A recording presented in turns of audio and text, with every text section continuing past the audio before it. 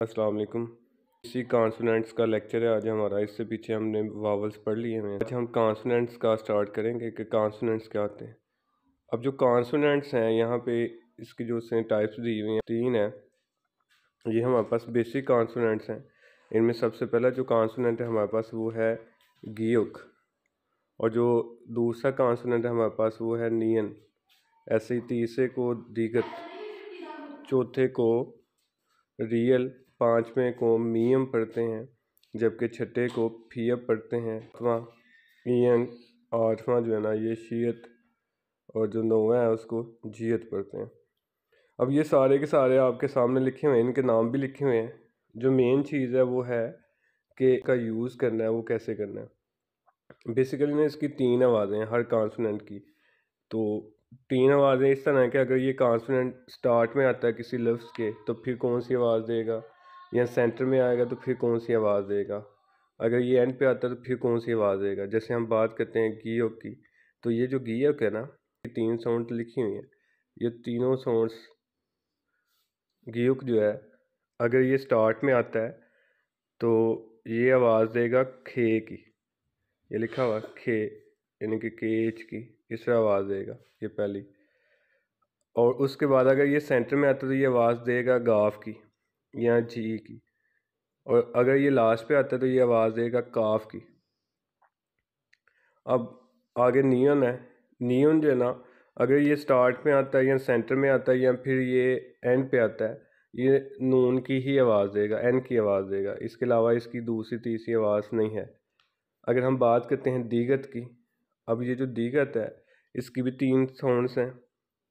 अगर ये स्टार्ट में आता है तो ये थे की आवाज़ देगा यानी कि टी एच की आवाज़ देगा। और अगर ये सेंटर में आता है तो ये आवाज़ देगा डी की। ऐसे ही अगर वो लास्ट पे आता है तो ये आवाज़ देगा टी की यानी कि ते की। तो ये भी आपके सामने लिखी हुई है। अच्छा, इनको याद करने की एक आसान सी ट्रिक है, वो ये है पहली साउंड को आपने याद रख लेना है कि यानी कि अगर ये स्टार्ट में आता है तो इसकी साउंड कौन सी होगी, और जो सेंटर वाली दूसरी तीसरी साउंड है वो आप इनके नाम से याद रख सकते हैं। जैसे ये पहला इसका नाम है गीयक। अब ये देखें स्टार्ट किससे हो रहा है, गाफ से, एंड किस पे हो रहा है, काफ पे। तो जिससे स्टार्ट हो रहा है वो इसकी दूसरी साउंड होगी, और जिस पे एंड हो रहा है वो इसकी लास्ट वाली साउंड होगी यानी कि तीसरी। अब ये गाफ से स्टार्ट हो रहा है तो दूसरी साउंड इसकी गाफ है, और लास्ट वाली साउंड इसकी काफ है। नीचे वाले में तो है ही नून है ना, एन है। जो दीगत है इसमें भी देखें तीन साउंड्स हैं। तो पहली जो साउंड है हमारे पास वो थे की है। उसके बाद जो इसकी दूसरी साउंड दाल से स्टार्ट हो रहा है यानी कि डी से, तो ये डी वाली साउंड आएगी।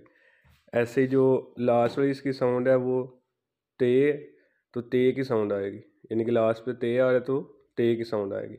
अब रियल जो है, अब इसकी जो पहली साउंड है वो रे की होगी। अब दूसरी भी नाम पे देख लें आप, ये रे से स्टार्ट हो रहा है तो दूसरी साउंड भी क्या होगी, रे की। तो लाम पे एंड हो रहा है तो एंड वाली साउंड किसकी होगी, लाम की। अब जो मीयम है इसी तरह मीयम की लास्ट पे, सेंटर पे या स्टार्ट पे साउंड सेम होगी। ऐसे फी अप है, शुरू में फे की आवाज़ देगा। उसके बाद ये स्टार्ट हो रहा है बे से, तो सेंटर वाली बे यानी कि बी की आवाज़ होगी, और पे पे ख़त्म हो रहा है तो अगर ये लास्ट पे आता है तो पे की आवाज़ होगी। ऐसे ही हमारे पास ईयंग है, ये ईयंग लिखा हुआ है। अब जो ईयंग है ना अगर ये स्टार्ट पे आता है तो इसकी कोई आवाज़ नहीं, साइलेंट है, खामोश लिखा हुआ है। अगर ये सेंटर में आता है तो फिर भी ये साइलेंट होगा। अगर ये एंड पे आता है तो इंग की आवाज़ देगा, आई एन जी की आवाज़ होती है, तो ये उसकी आवाज़ देगा। यानी कि स्टार्ट में और सेंटर में कोई आवाज़ नहीं, लास्ट वाली इसकी आवाज़ है। इसके बाद लिखा हुआ है शीयत। अब जो शीयत है ना ये स्टार्ट में आता है तो ये एस की या एस एच की यानी कि सीन या शीन दोनों की आवाज़ दे सकता है। जैसे हमारा एस होता है बाज़ का तो वो सीन की आवाज़ देता है, बाज़ का तो वो शीन की आवाज़ देता है। तो ऐसे ही ये यहाँ पे एस और एस एच यानी कि सीन और शीन की आवाज़ स्टार्ट में दे सकता है। वो डिपेंड करता है आगे वावल कौन सा आ रहा है, वो आगे नेक्स्ट हम पढ़ेंगे।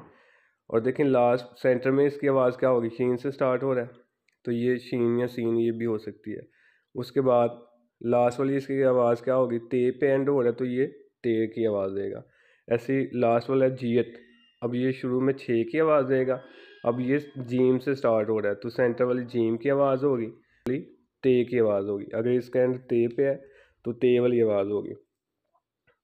तो ये आसान सी ट्रिक है इसको याद रखने की कि पहली साउंड्स को आपने याद कर लेना है और जो सेंटर वाली है जो लास्ट वाली है वो वही होंगी जिस लफ्ज़ से जिस वर्ड से ये स्टार्ट होंगे वो इनकी सेंटर वाली साउंड होगी और जिस लफ्ज़ पे इनके नाम का एंड होगा वो इनकी लास्ट वाली आवाज़ होगी। यानी कि ये जो कॉन्सोनेंट्स हैं अगर ये किसी लफ्ज़ के सेंटर में आते हैं किसी वर्ड के सेंटर में आते हैं तो इनकी आवाज़ और तरह की होती है, अगर लास्ट पे आते हैं फिर और तरह की है, अगर स्टार्ट में आते हैं फिर और तरह की है।